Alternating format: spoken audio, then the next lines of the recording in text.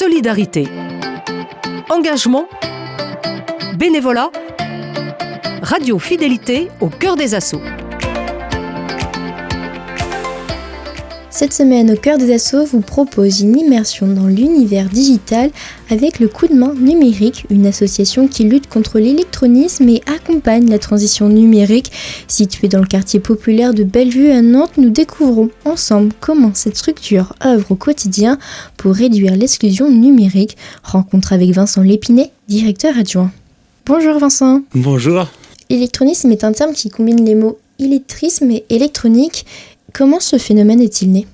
C'est un phénomène qui est accentué avec la dématérialisation notamment des démarches, où aujourd'hui on va numériser une partie des démarches administratives qui se faisaient précédemment sur papier, et du coup toute une partie de la population qui n'a pas forcément eu l'usage du matériel, de la connectivité. Donc on va utiliser les tablettes, smartphones ou ordinateurs, et donc qui peuvent être freinés dans leur démarche due à une mauvaise utilisation du matériel ou par la complexité des démarches qui sont dématérialisées. Depuis la crise sanitaire, notre société est devenue presque entièrement numérique, que ce soit pour communiquer ou pour effectuer des démarches administratives. Comme vous l'avez dit tout à l'heure, l'utilisation d'un ordinateur est-elle devenue essentielle et quelles sont les conséquences de cette transition pour les personnes touchées par l'électronisme et quels obstacles rencontrent-elles au quotidien ? Les obstacles ils sont divers et c'est difficile d'avoir un profil type de personnes en situation d'électronisme parce que les facteurs sont multiples, la précarité économique, l'isolement, aussi des questions de génération. Et du coup, l'obstacle principal va être le non-recours au droit.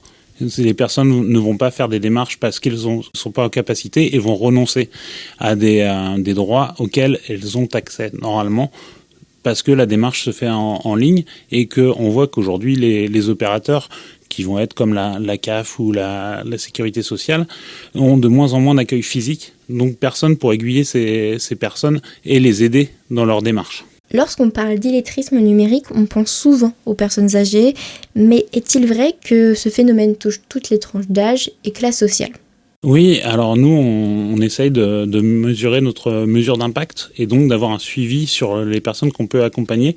Et au cours de l'année 2023, 72% des personnes qu'on a accompagnées avaient entre 25 et 65 ans, ce qui est très loin de la vision qu'on peut avoir et de la représentation où on va être sur un public âgé qui a plutôt des problèmes du coup avec les usages. Mais le public plus jeune va être sur les démarches ou même sur la parentalité numérique. Aujourd'hui, le suivi de scolarité se fait uniquement en ligne et il faut avoir les compétences pour pouvoir suivre l'emploi du temps, les évaluations des enfants. Et donc, il y a tout un public plus jeune qui se retrouve en difficulté du fait de cette dématérialisation. Constatez-vous une prise de conscience des personnes concernant leurs difficultés avec le numérique ? Alors ça, c'est assez compliqué parce que c'est propre à chaque personne. On a des personnes, notamment sur le public un petit peu plus âgé, qui comprend le besoin de se mettre à niveau parce que notamment la crise Covid, pour communiquer avec ses proches pendant le confinement, a fait ressortir ce besoin. Sur un public plus jeune, on a des gens qui sont très réfractaires, qui vont faire la démarche parce qu'elle est nécessaire, mais ne veulent pas apprendre forcément à se servir de la machine parce qu'il y a des représentations sur lesquelles il faut combattre. Et c'est toujours compliqué. Nous, en tant qu'association, on prône pas le tout numérique. C'est pas notre message du tout.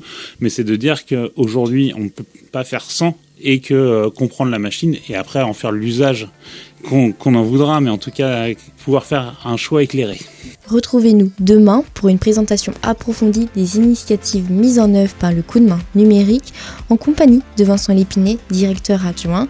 Nous explorerons ensemble les actions concrètes menées pour réduire l'électronisme et favoriser l'inclusion numérique.